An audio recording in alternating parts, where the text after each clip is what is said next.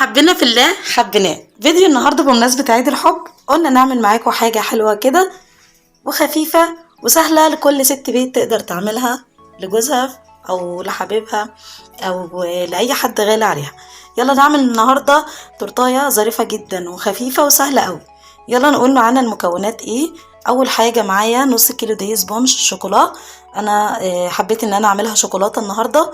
ومعايا 6 بيضات ومعايا كريم شانتيه ومعايا محسن جل ومعايا طبعا للتزيين الفراولة. الكريمة هنعملها النهاردة بالحليب. تمام خلاص كده مش هنضيف اي حاجة تاني غير نص كوباية مية او فنجان مية. حابة تضيفيه لبن مفيش اي مشاكل، بس الدقيق الاسبونج هو سهل جدا وبيوفر عليكي كتير، مش بيحتاج غير البيض والمية. كمان تقدر تستغني عن محسن الجل بس بيدي تركة حلوة جدا وهشاشة في الكيك، وكمان بتبقى فيها نسبة من الهواء والفوليوم اكتر فبتبقى عالية اكتر. تمام يلا بينا نبدأ ونشوف هنعمل ايه. نسمي بسم الله. هنبدأ بسم الله.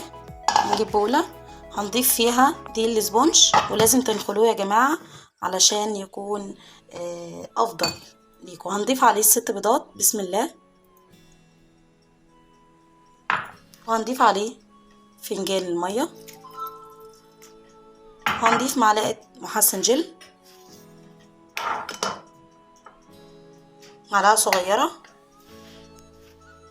هديهم تقليبة بسيطة علشان المضرب ما يبهدلش الدنيا. هكمل بقى ضرب بالمضرب علشان انا بصور بايدي وماسكه التليفون والمضرب بالايد التانية. هستأذنكم اخلص ضرب وارجع لكم تاني. وكده بعد ما خلصتها خفق بالقوام ده لازم تعمل معايا الخط ده علشان تبقى ناجحه. تمام هنجهز الصينيه بتاعتنا نحطها في الفرن على درجه 180 درجه مئويه و45 دقيقه في الفرن. تمام الكيك من الفرن بصوا بسم الله ما شاء الله. وهنا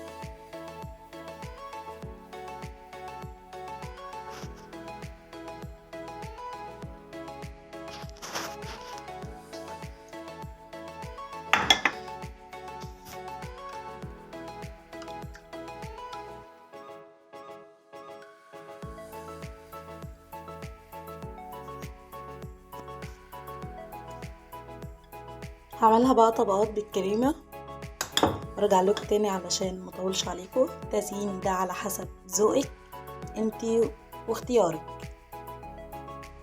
تمام كده احط بقى طبقه من الفراوله.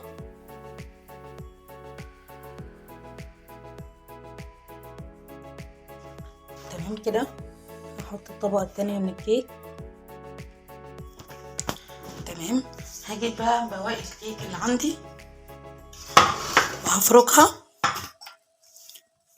كده، هنعمها خالص وابطنها بيها.